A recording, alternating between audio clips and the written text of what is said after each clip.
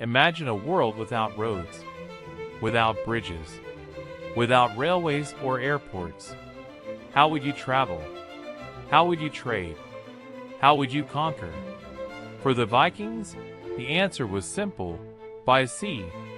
Scandinavia is a region of deep fjords, countless islands, and dense forests. Traveling overland was slow, dangerous, and often impossible. But the sea connected everything. The Viking Age did not begin with a sword.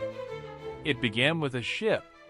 Without their advanced vessels, the Norse would never have raided Lindisfarne, never have discovered Iceland and Greenland, never have reached the shores of North America 500 years before Columbus.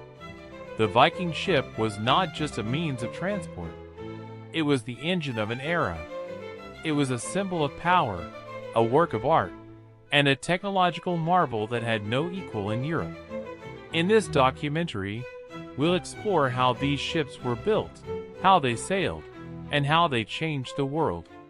From the lightning-fast longships that struck terror into coastal villages, to the sturdy Knarrs that carried settlers across the Atlantic, we'll uncover the technology that made the Vikings masters of the seas. So let's begin. Let's discover how the Vikings became the greatest mariners of their age. In the next 40 minutes, we'll take you inside the Viking shipyard. We'll show you how shipwrights selected the perfect oak trees, how they shaped the planks, and how they assembled vessels that could survive the fiercest Atlantic storms. We'll distinguish between the different types of ships: the swift longships built for war, the capacious Knarrs designed for trade, and the versatile corvettes used for everyday travel. We'll join the crew at sea, learning how they navigated without compasses, how they endured freezing spray and howling winds, and how they found their way to distant lands using only the sun, the stars, and the flight of birds. We'll descend into the ship burials, the magnificent graves where Viking chieftains were laid to rest in their vessels, surrounded by treasures, ready for the voyage to the afterlife.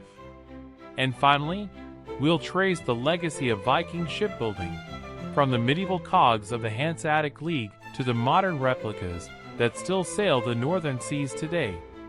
The Viking ship changed the world. Let's find out how. When we think of Viking ships, most of us picture the longship, the sleek, narrow vessel with a dragon's head looming from the prow. And for good reason. The longship was the weapon that terrified Europe. In Old Norse, these ships were called langskip. They were designed for one purpose: speed. With their shallow draft, they could sail up rivers, beach directly on shores, and appear seemingly out of nowhere to strike at undefended monasteries and towns. The largest longships, called skade, could carry up to 100 warriors. They were powered by both sail and oars, up to 60 oars on each side. When the wind died, the crew could still propel the ship forward. When they needed to approach silently, the sail was lowered, and the oars did the work. The most famous longships were called dreki, dragons. These vessels had carved dragon heads on the bow, designed to strike fear into enemies. According to written sources, some of these heads were removable, so they wouldn't frighten friendly spirits when approaching home ports. But the longship was not a comfortable ride. The crew slept on deck, wrapped in waterproof skins, often soaked by freezing spray. They cooked onshore when possible. It was a hard life. But for warriors seeking glory, it was the only way to travel. Not all Viking ships were built for war. For trade, exploration, and colonization, the Norse developed a very different vessel, the Knarr. The Knarr was shorter and broader than the longship. While a longship was built for speed, the Knarr was built for capacity. It could carry up to 24 tons of cargo, livestock, timber, wool, grain, and trade goods. Its deeper hull and sturdy construction made it stable in the open ocean, capable of crossing the treacherous North Atlantic. The Knarr relied primarily on sail power. Oars were used only as auxiliaries when there was no wind. With a crew of 20 to 30, these ships routinely sailed from Norway to Iceland, Greenland, and even Newfoundland, carrying settlers and supplies to new colonies. Between the Longship and the Knarr was the Carbet, a versatile vessel used for both war and transport.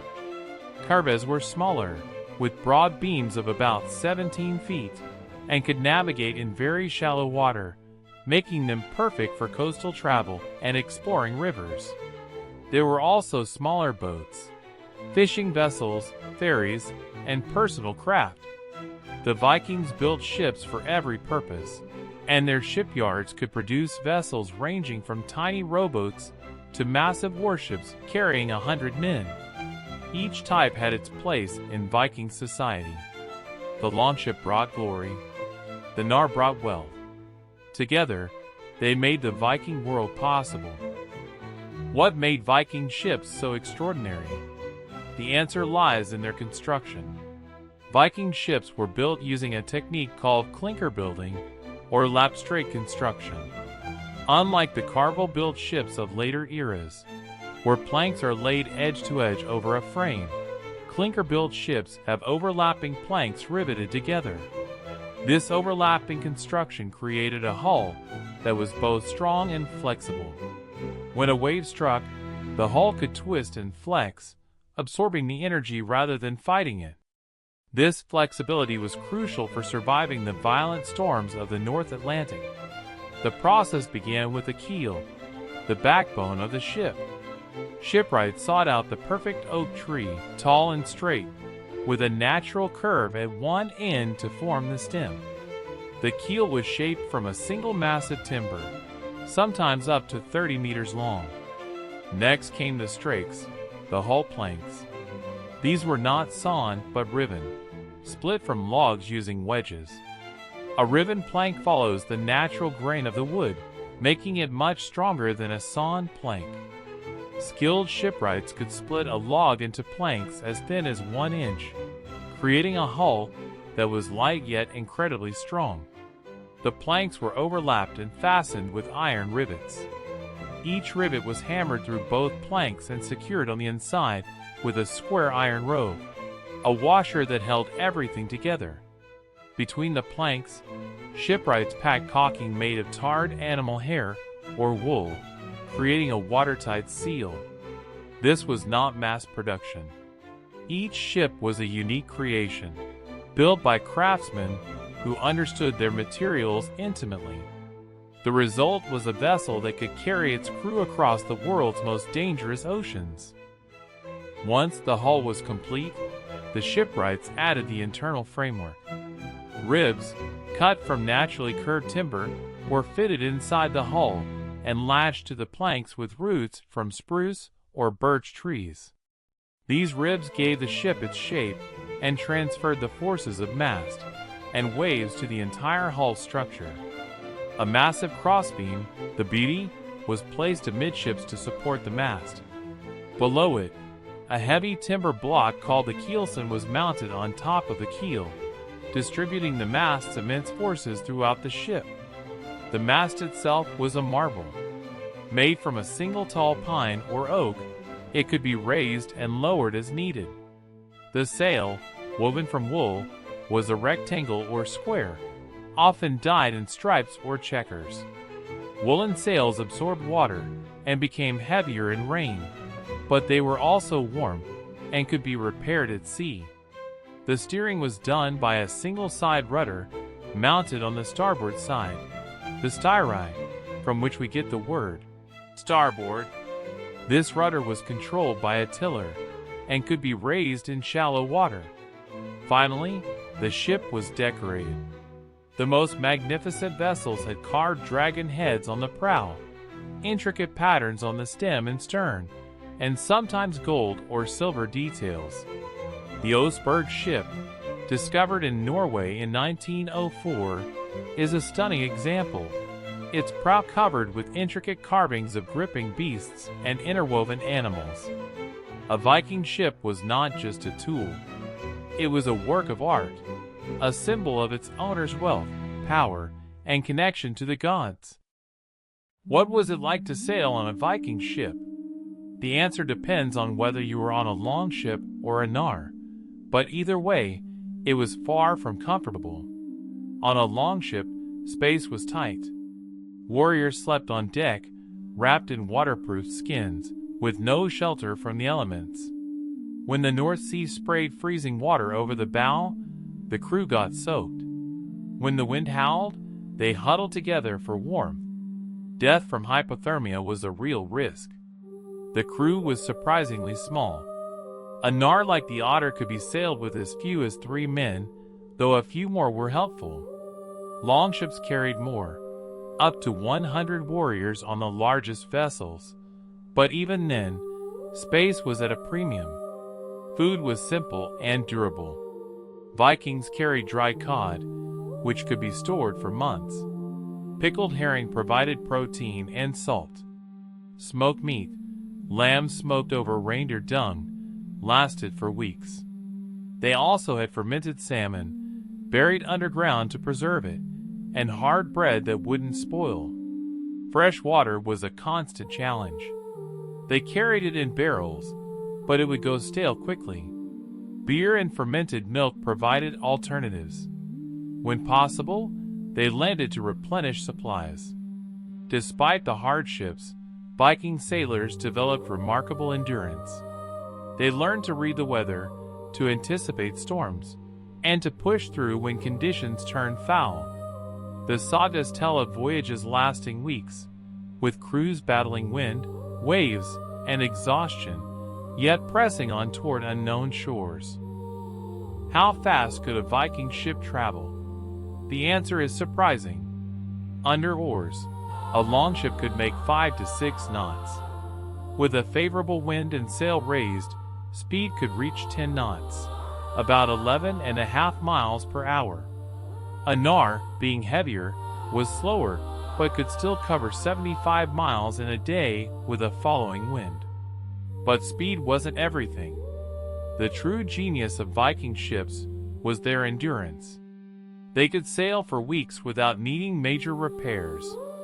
If damage occurred, and it did, the crew could effect repairs at sea or on shore. They carried tools and spare materials, and they knew how to use them. The ships were also remarkably versatile. Their shallow draft, as little as 1 meter, allowed them to sail up rivers deep into enemy territory. They could beach on any suitable shore, allowing rapid disembarkation. And if they encountered impassable rapids, the crew could portage the ship, carry it overland, to continue their journey. This combination of speed, endurance, and versatility gave the Vikings an immense advantage. They could strike where least expected, withdraw before defenses could mobilize, and appear again hundreds of miles away within days. The Viking ship was not just a vessel. It was a weapon system, one that gave its users dominance over the seas for 3 centuries. How did Vikings navigate across hundreds of miles of open ocean without compasses, without GPS, without charts? The answer lies in generations of accumulated knowledge. Viking navigators relied primarily on traditional seamanship. They knew the patterns of tides and currents. They recognized cloud formations that signaled land. They understood the flight paths of seabirds. In the evening, birds fly toward land, so following them could lead to shore. They watched for reflecting waves. When waves encounter an island, they create distinctive patterns on the far side, a phenomenon that experienced sailors could detect from miles away. They smelled the land. The scent of fir trees or seaweed could carry far out to sea, alerting the crew that shore was near. They noticed changes in water color. Murky water meant river outlets. Clear water meant deep ocean. And they watched the whales. Whales feed in nutrient-rich waters, often found near land. Spotting a whale was a reliable sign that land was not far distant.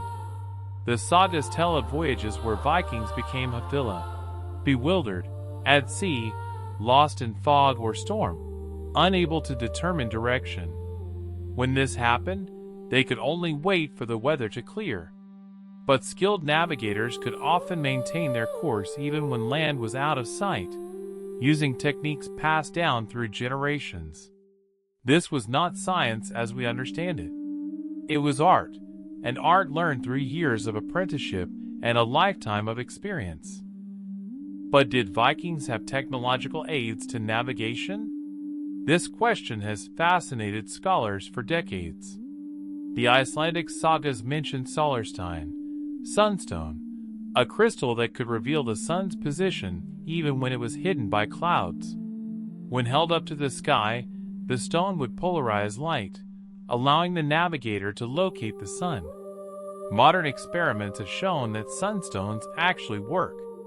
Certain crystals, notably cordierite and calcite, can indeed determine the sun's direction in overcast conditions. Whether Vikings actually used them remains debated, but the technology was available, and the sagas suggest it was employed.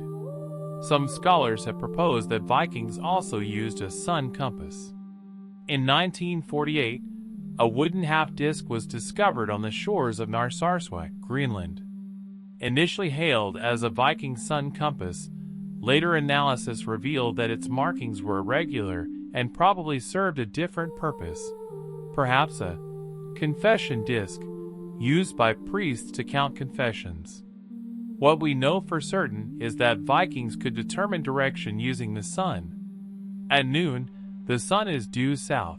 At 6 a.m., due east. At 6 p.m., due west. By tracking the sun's position and knowing the time of day, determined by experience and observation, they could maintain a course. They also followed prevailing winds. The North Atlantic has predictable wind patterns, and experienced sailors knew which winds to expect in each season. By waiting for favorable weather and sailing with the wind, they could cross vast distances with reasonable reliability. The Vikings were not navigating blindly. They were using a sophisticated combination of traditional knowledge, natural observation, and possibly technological aids to accomplish one of the greatest maritime expansions in history. The Viking expansion westward is one of history's greatest sagas of exploration. It began with the settlement of Iceland. Norwegian Vikings, fleeing the unification of Harald Fairhair, began arriving around 870. Within decades, they had established a thriving colony with its own parliament, the Althing, the world's oldest surviving legislature. From Iceland, the restless continued westward. In 982, Eric the Red, exiled from Iceland for manslaughter, set out to explore a land glimpsed earlier by a sailor named Gunnbjorn. He found Greenland, and with brilliant marketing, named it to attract settlers. Around the year 1000, Eric's son Leif went further. Sailing west from Greenland, he reached a land he called Vinland, Wineland, because of the wild grapes he found there. Archaeological evidence at Lance Aux Meadows in Newfoundland confirms that Vikings established a settlement there, making them the first Europeans in North America, nearly 500 years before Columbus. The Vinland settlement didn't last. Conflicts with indigenous peoples, distance from home, and internal disputes led to its abandonment after a few years. But the voyages continued. Greenland's western settlement lasted until the 14th century, when changing climate and economic decline finally ended Norse presence there. These voyages were not accidental. They were planned expeditions, using Knarrs designed for ocean travel, carrying settlers, livestock, and supplies. The Norse did not just raid, they explored, colonized, and built new lives in some of the world's harshest environments. The Vikings did not only sail west, they also ventured east and south, down the great rivers of Russia to the Black Sea and the Caspian. These were the Rus, a term that may derive from the Old Norse word for rowers. They established trading posts and settlements along the Fokhof, Dnieper, and Volga rivers, eventually founding the first Russian state centered at Kiev and Novgorod. Their goal was trade. From Scandinavia, they brought furs, amber, honey, and slaves. In return, they received silver coins, dirhams, from the Abbasid Caliphate, silks from Byzantium, and spices from the east. Thousands of these coins have been found in Scandinavian hoards, testament to the scale of this trade. Some Vikings went further. The Varangian Guard, elite warriors serving the Byzantine Emperor, were recruited from Scandinavia. Norse runestones still stand in Sweden, commemorating men who died in Greece or went to Jerusalem. In 844, a Viking fleet of about 80 ships attacked Seville in Islamic Spain. They were eventually defeated, but the raid demonstrated their reach. In 859, another expedition entered the Mediterranean, raiding the coasts of Spain and North Africa.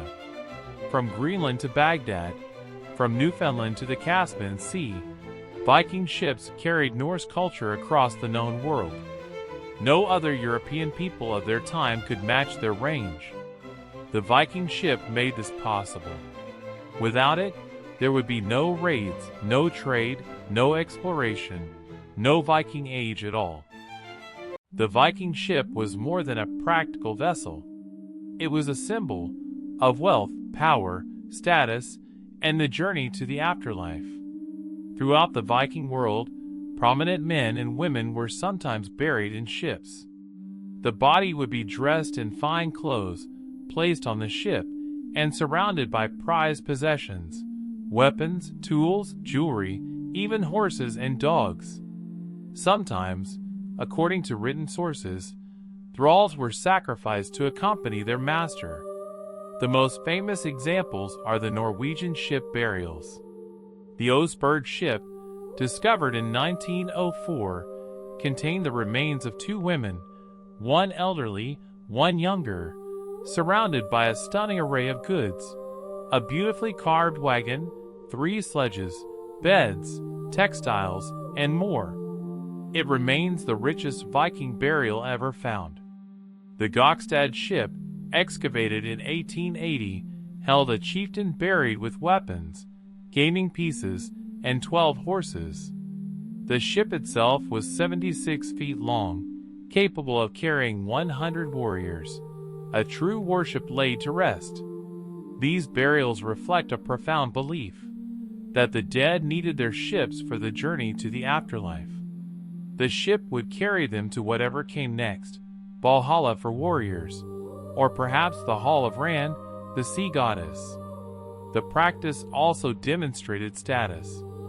Building a ship was expensive. Giving one up for burial was an immense sacrifice, a statement that the deceased was so important, so wealthy, that a ship could be spared. The ship burials tell us what Vikings valued, not just the practical utility of their vessels, but their spiritual significance. The ship was the vehicle that connected this world to the next. Viking ships were not just built, they were adorned. The carvings on prows, stems, and other wooden elements were intricate works of art, embodying the Vikings' cultural and religious beliefs. The most famous carvings come from the Oseberg ship.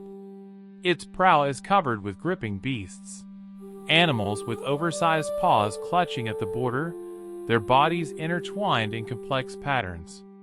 This style, known as the Oseberg style, represents the first phase of Viking art, prominent from 775 to 850. These carvings served multiple purposes. Dragon heads on the bow were meant to intimidate enemies and protect the sailors from evil spirits. But they also displayed the owner's wealth and status. A magnificently carved ship announced that its owner was a person of importance. A monk at St. Omer in Flanders, writing around 1040, described Viking ships in vivid detail. He mentions gold figures of lions on the prows, wind vanes of birds atop the masts, dragons spewing fire, bulls and dolphins in bronze, and human figures in silver and gold.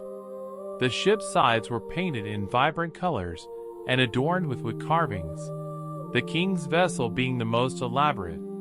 This passage is invaluable evidence. It shows that Viking ships were not merely functional but designed to display power, wealth, and rank. The choice of metal, the intricacy of design, the sheer investment in artistry, all signaled the owner's place in society. The ship was the ultimate status symbol. A Viking lord might have fine weapons, rich clothing, a well-appointed hull, but nothing compared to the ship, the vessel that could carry him across the seas, that bore his name to distant lands, that would, perhaps, one day carry him to the afterlife. What can we learn about Viking ships today? More than you might think, thanks to modern replicas and experimental archaeology. In Roskilde, Denmark, the Viking Ship Museum has reconstructed several original vessels found in the fjord. They built a beautiful longship, a warship, and a cargo ship like the Otter. And they sailed them. These experiments have revealed astonishing truths. The ships are remarkably fast and seaworthy. They handle rough seas with grace. They can be rowed, sailed, and maneuvered with precision that modern sailors still admire. One of the most famous replicas is the Gaia, a copy of the Gokstad ship that has sailed across the Atlantic. Another is the Viking, which crossed the ocean for the 1893 Chicago World's Fair, proving that Viking ships could indeed make the voyage. In 2016, historian Dan Snow sailed on the Otter replica. He described the experience. "You could sail a Viking ship off into the wilderness, pretty much shipwreck it, then go ashore and build another one. They carried all the skills and tools they needed to do that." The crew carried pickled herring, dried cod, smoked lamb, and fermented salmon. They navigated using clouds, birds, and waves. They repaired the ship using materials found on shore. A young birch tree twisted into a rope to secure the rudder. These experiments show us that the Vikings were not just raiders. They were master craftsmen, skilled sailors, and ingenious survivors. Their ships were not lucky accidents. They were the products of centuries of experience and innovation. The Viking ship did not disappear with the Viking Age. Its influence spread across Europe, shaping shipbuilding for centuries. The Knarr, with its sturdy design, influenced the development of the cog, the workhorse of the Hanseatic League, which dominated Baltic trade in the later Middle Ages. The clinker building technique continued to be used in Scandinavia for centuries, and its principles can still be seen in traditional Nordic boats today. But the Viking ship's greatest legacy is cultural. It has become an icon, a symbol of exploration, adventure, and the indomitable human spirit. Every time we see a dragon-headed longship in a movie, we're seeing a descendant of the Oseberg and Gokstad ships. Every time a sports team uses a Viking mascot, they're drawing on the same symbolism. Every time a modern explorer sails a replica across the Atlantic, they're honoring the achievements of their ancestors. The Vikings themselves would probably be amazed.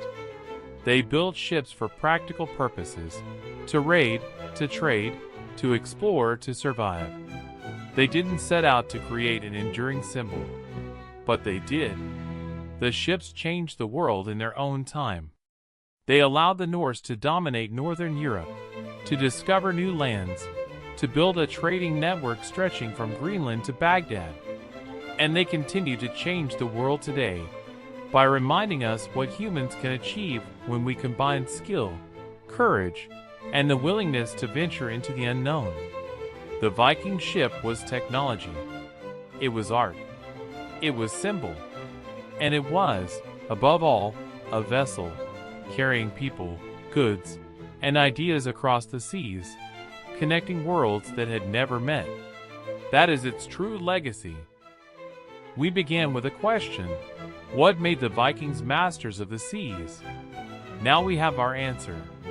It was the ships, the product of centuries of experience, of intimate knowledge of wood and water, of skill passed down through generations. It was the Longships, swift and deadly, carrying warriors to distant shores. It was the Knarrs, sturdy and reliable, carrying settlers and traders across the Atlantic. It was the technology, the clinker-built hulls, the flexible construction, the shallow drafts that allowed navigation in rivers and shallows. It was the navigation, the reading of waves and clouds, the flight of birds, the color of water, the taste of the wind. It was the courage, the willingness to sail beyond sight of land, to face storms and fog and freezing cold, to press on toward unknown shores. The Vikings did not invent the ship, but they perfected it. They took a tool and turned it into an instrument of power, a weapon, a trading vessel, a vehicle for exploration, a symbol of status, a passage to the afterlife. Their ships carried them to Iceland, Greenland, and North America. They carried them down the rivers of Russia to Constantinople and Baghdad. They carried them to the coasts of Spain and the shores of Africa. And when the Viking Age ended, the ships did not disappear. They sailed on, in the cogs of the Hanseatic League, in the boats of Nordic fishermen, in the imagination of everyone who dreams of adventure. The Vikings built ships that changed the world, and their echoes still reach us across 1,000 years.